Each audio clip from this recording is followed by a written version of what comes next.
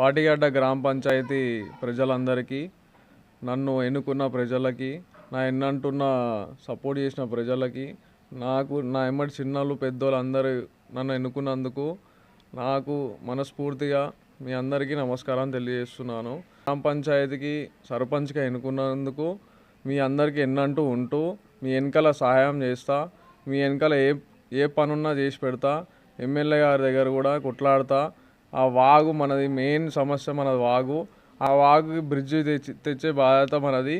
ఆ ఎమ్మెల్యే గారు కూడా మనకు ఒకరోజు మాట ఇచ్చిరు వచ్చి మన ఊరికి. ఆ మాట ప్రకారం ఎమ్మెల్యే గారిని తీసుకొచ్చి దాన్ని శంకుస్థాపన చేయించి ఆ బ్రిడ్జ్ కూడా స్టార్ట్ చేస్తాము. వచ్చిపోయేటోళ్ళకి చిన్నపిల్లలు వాగులో దాటడానికి ఇబ్బంది ఉంది. ఆ ఇబ్బంది లేకుండా మన అందరం సమస్య తీర్చుకుందాము.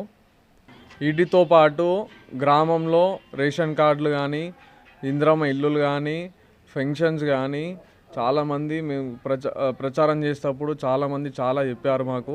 అవన్నీ మేము నోట్ చేసుకున్నాము, ఎవరికి ఏం కావాలనేది. అవన్నీ చేపించే బాధ్యత నాది. నేను ఎమ్మెల్యే దగ్గర తీసుకొచ్చే బాధ్యత నాది. కాంగ్రెస్ ప్రభుత్వంలో మనందరం మేము వాగ్దానం ఇచ్చాము ప్రజలకు కూడా. ఆ వాగ్దానం తగ్గట్టే, మేము మాట ఇచ్చిన తగ్గట్టే మేము నిలబడతాము. మన గ్రామ పంచాయతీ గ్రామ ప్రజలందరికీ నా యొక్క హృదయపూర్వక ధన్యవాదములు.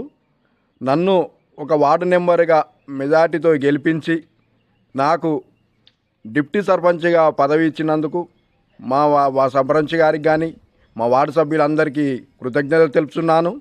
అదేవిధంగా మా గ్రామంలో మన కాంగ్రెస్ ప్రభుత్వంలో మనకి ఏ అవసరం, మన కాంగ్రెస్ ప్రభుత్వం అధికారంలో ఉన్నది కనుక మనకి ఏ అవసరములు ఉన్నాయో, రోడ్డు దిక్కు బస్ స్టాండ్ లేదు, మనకు 2 దిక్కుల బస్ స్టాండ్ లేదు.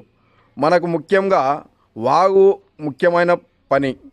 దాన్ని ఎమ్మెల్యే దగ్గరికి వెళ్ళి దాన్ని త్వరగా మన వాగు మీద బ్రిడ్జి నిర్మించాలని మన ప్రభుత్వం తరపున మనం కోరుకొని నెరవేర్చుకుందాం.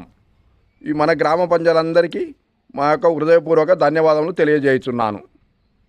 నన్ను ఎన్నుకున్నటువంటి ప్రజలందరికీ, పాటిగడ్డ ప్రజలందరికీ సర్పంచ్గా ఎన్నుకున్నందుకు నా హృదయపూర్వక ధన్యవాదాలు తెలియజేస్తున్నాను.